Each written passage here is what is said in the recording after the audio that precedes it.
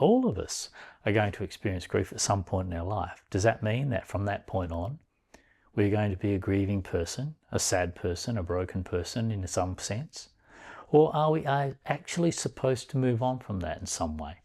Leave that behind us, renew ourselves through the process of grieving, and actually begin all over again. In this video, I'll be clarifying what's going on when you're grieving, why most people get stuck there, how to get past this, and complete your own healing process. So what is grief?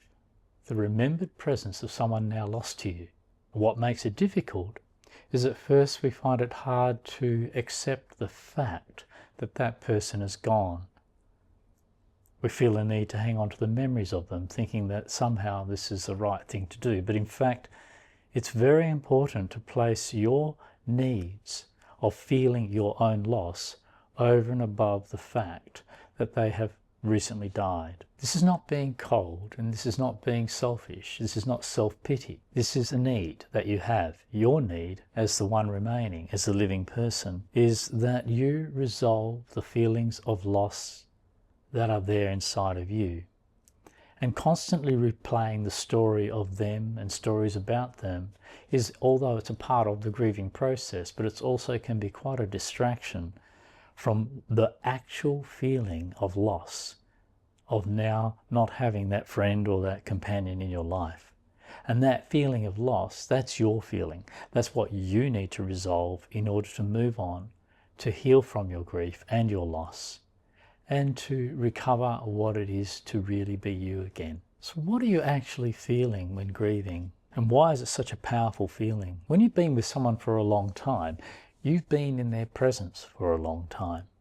And being in their presence for a long time means that their presence is, in a sense, felt in you. You're affected by them on a daily level. You're affected by them positively or negatively or neutrally. But the fact is, you're used to always thinking and feeling the presence of them, the presence of their company, the presence of their support, the presence of their annoyances, of their irritations, whatever it is. You're used to feeling something throughout your whole body, throughout parts of your body, in relationship to having them in your life. And when that's there for many, many years, their presence actually becomes a part of your own presence, meaning you feel their presence almost as much as you feel your own presence. So what is happening when you're grieving? You're literally processing the finished feelings of them, the feelings of someone who no longer exists. The feeling of you is there as your existence, but the feelings of them are still there also, the felt memory of them. And that felt memory of them is what you are processing as though they are now dying gradually from within you. And so it can be very painful and very confusing, but it's very, very important.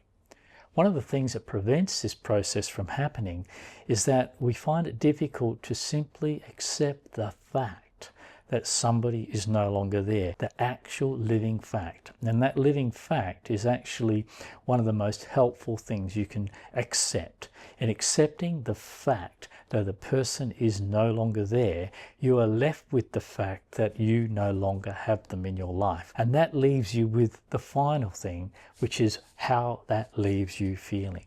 And how that leaves you feeling is what you then have to heal, free of the confusion of constantly wanting them in your life, being regretful of them dying, being angry with them for dying, being annoyed at them for dying. These are natural feelings too, but these feelings are all part of what's coming out of the inside of you.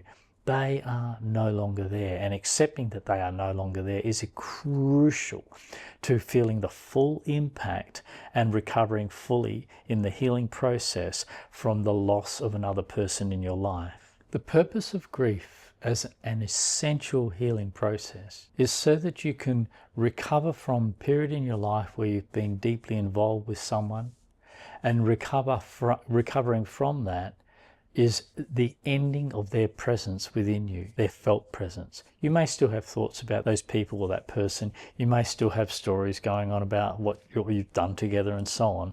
But the actual feeling of them not being in your life is an essential an essential thing to accept, and to feel the emptiness and the loneliness if it's there, or at least feel the loss. And in feeling the loss, you are actually healing from their presence within your own body. And their presence is in fact dissolving over time, gradually dissolving over time.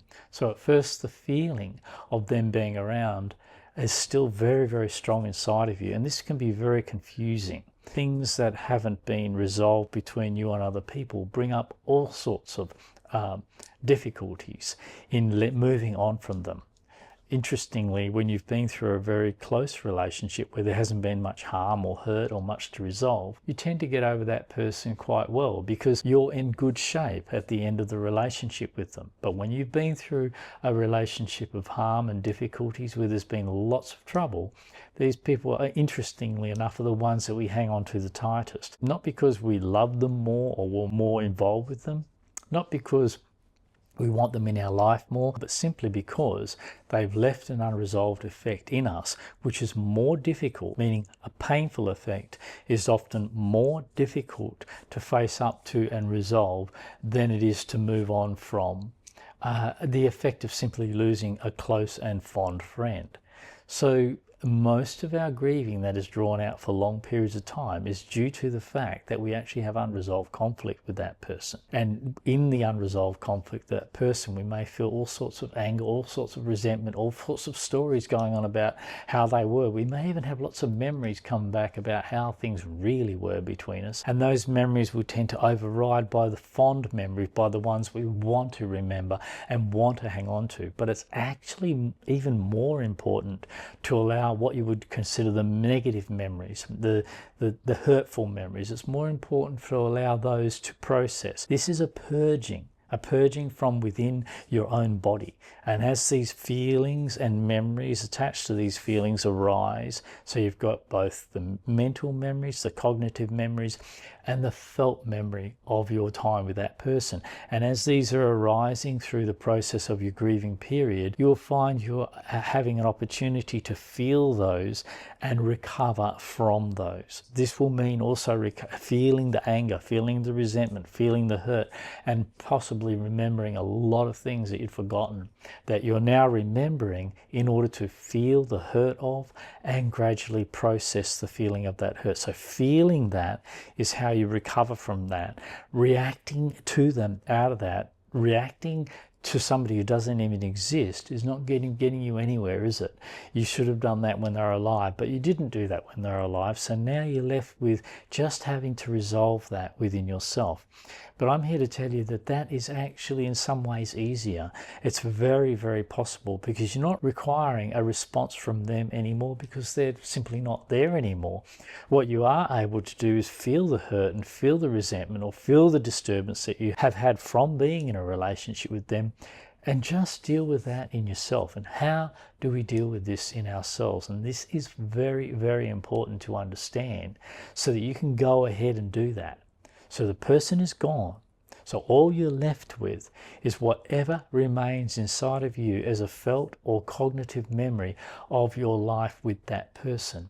Now, as you feel into the depths of that, your stories will come, but every time the stories come, make sure you come back to the hurt or any unresolved issue, any unresolved feeling that remains in you because of your time with that person. This is actually the most important. Not to be thinking nastily about that person. That's not what I'm encouraging, although if that happens, let that happen too. But what I am encouraging is simply to come back to the feeling that you never really faced up to during your life with them, and therefore never resolved it along the way or never discussed it with them, but just lived with that disturbance between you. And now that they're dead, the most important feelings you're left with for your recovery is the disturbances that you never really dealt with when they were alive. So now you can deal with them, but you're dealing with them in a process of letting them go, not in a process of continuing or repairing a relationship with them, because you can't have a relationship with someone who doesn't exist anymore. But what you do have is your opportunity to heal the effects of that relationship, because it's the effects that continue to live on and exist within and inside of the body of you. And feeling those whenever they come up, not going too much into the story, but being with the feeling. Only the story is just enough to help you understand what the feelings are about. But then being with whatever feelings come up, whether you understand their cognitive significance or not, just knowing these feelings are attached to that person is sufficient. And feeling those without dramatizing those, without fighting the fact of your loss, without fighting the fact of their demise, but accepting the facts of life as they are for you. It's not important now whether they live on somewhere else or not. What's important is your loss. Your loss is what you are healing. And believing in reincarnation or them going to heaven or whatever after they've died, in other words, that they haven't really died but they've lived on, this is not helping you heal from your loss. This is causing you to soften the full impact and the full acceptance of what actually happened for and within you by your friend dying. So these softening tools of belief systems don't actually help you resolve something which is readily resolvable in the body of you and fairly easily resolvable once you accept the fact. So to accept a fact in life means to accept what you can and do know in your own experience. And this means you have to let go of whatever you don't know and can't know, but have been covering up with all sorts of beliefs. Beliefs at this point become irrelevant. At this point of any real solid hurtful fact in life, your beliefs are only interfering with your health and your healing process, both your physical health, your mental health, and your whole healing process. And they're interfering with you in the process of letting go of what is now over and getting on with just living your life as you remain following the loss of your friend. And over time, there comes a point where the felt sense of them, the feeling, the felt memory of them, and feeling like you're looking for them, can't find them, they're not there, and the projections that this causes of your thought processes, because these deep feelings of not wanting someone to not be there and the hurt when you look for them and they're not there, these do turn into imaginings, mental imaginings of their presence. In a sense, a projection of the feeling of their presence that still exists inside of you because it's remained unresolved, and the projection of that feeling causes you to think and imagine you're seeing things outside of yourself, and what you're actually seeing is the projections of your own mental state, and that earlier or deeper than that, the primary projections of your own unresolved feelings and your desire to still have them around. Now, it's very important to put these belief systems aside. Very important not to get caught up in that. Because when you get caught up in that, what you end up doing is still hanging on to and imagining that they are still there. And therefore, you don't get on with the grieving process, but you try to live in their presence. You may go to a medium or go to a psychic and try and contact, your lost relatives as if they're still there. But let's face it, if there really is such a thing as reincarnation, wouldn't they have reincarnated after all this time? Would they still be there for you to contact and talk to? Are your relatives really going to be hanging around in some void waiting for you alone? This is all very contradictory, isn't it? When you really look at it, the fact being that when a person's died, they're gone, and the fiction being that if a person's died or your relatives have died, they're all going to accumulate in some void and wait around for you. It doesn't really match up, does it? Are they going to reincarnate, or are they going to hang out in some void and wait for you? We are very strange, we human beings. The lengths we go to avoid the feelings of our pain and our losses is colossal, and it really is a distraction from what we can and do know for and from and within our own lived experience. Anything outside of our own lived experience is just being gathered from religious people and belief systems which have come from outside of us. And of course, they're there to try and soften our pain, but softening our pain is not necessary. We need to feel our pain, and to feel our pain is how we heal our pain. When we soften the full impact, we never really get over anything at all. And we just continue to remain unwell mentally and physically and unrealistically, and eventually possibly become a little bit insane and living in states of great imaginings. Now, this is not necessary. You'll find that a person who actually grieves and gets over their grief, once they get over that grief and they've really got over and accepted the full impact of the loss of someone in their life, they don't really think about them again. They certainly don't see them around.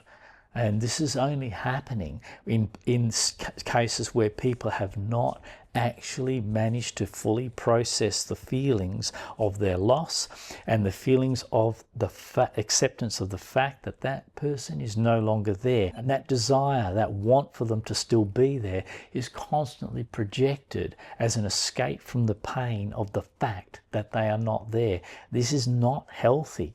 This is something that religion is very responsible for. It taught us many, many ways to avoid our pain, many, many ways to prevent our own natural healing processes, in fact, from occurring naturally and of their own accord, simply because, like any other animal, we have no way to know anything other than what is actually there in our life. And if it's not there, as far as we know, it's gone. And if it's gone for me, then my loss is what I'm feeling. And my loss is the most important loss, because I'm the one who has to continue living. And if I don't resolve that loss, if I don't resolve the feeling of that person from inside of me, then I won't be ready to fully live my life as me, as the only person that I can be, with them no longer being a part of me and my life. And when I can live past a grief, past a loss, and I really do heal that, what is resolved is the presence of that memory, the presence of that nostalgia is resolved from within me, and that leaves me free to be myself again. In fact, to be myself as I was before I ever formed this relationship with that person and lived a lot of my life with the presence and the memories and the thoughts of them within me. And as that dissolves, I am left free to get on and live my life again, to live my life still as the person that I was born to be. So it's very important to not judge or criticize yourself for any feelings, negative feelings or positive feelings, any feelings that occur following the death of a friend or a brother or a sister or a mother or a father, whatever it is. You need to be able to let them go. You can't just let someone go because you choose to let them go. How you let someone go is you have to actually process the effects of them still remaining as felt memories and influences within you. And until you are free of their influence, until you are free of how you have been affected by them, you will still be at that physical sense, that felt sense, hanging on to them. So to let someone go is not a mental exercise. To let someone go is not to deliberately force yourself to stop thinking about them. To let someone go means to go deeper than thinking about them, back into how it leaves you feeling now that you've lost them, and how they've left you feeling as a result of your life with them. And now you have a chance to heal the effects of your life with that person. And healing the effect they had on you, the negative, the hurtful effects, or even the positive effects, any effects that leaves you attached to their presence, in fact, is taking you away from being you, from really being what you were born to be. And so these relationships, they come to an end. All relationships come to an end at some point. If you have an ending in a relationship with a man or a woman in your life and you don't really let go of them at the felt level, if you don't get over your feelings about them, if you don't get over your hurts about them, if you don't get over your resentments for what's happened between you and them, then you take that with you into the next relationship. You don't take just yourself into the next relationship, but you take yourself and your baggage from the previous relationship into your next relationship, and that's what causes all the problems. So in a similar way, taking the past of someone's life with you have now died, taking that into the future of your life is not allowing you to live your life fully again. Now you have to live your life. You're the only one remaining. It's up to you to live your life to the full extent of being you again. And this can be incredibly freeing, to have appreciated whatever you've had in your life, but then to be able to know how to let that go, be able to let that go. Letting that go means processing the loss, and you won't process a loss that you partially deny. If you deny that person's not there for you anymore, if you deny that it is your loss that counts and not their death is irrelevant. They're dead. They don't care.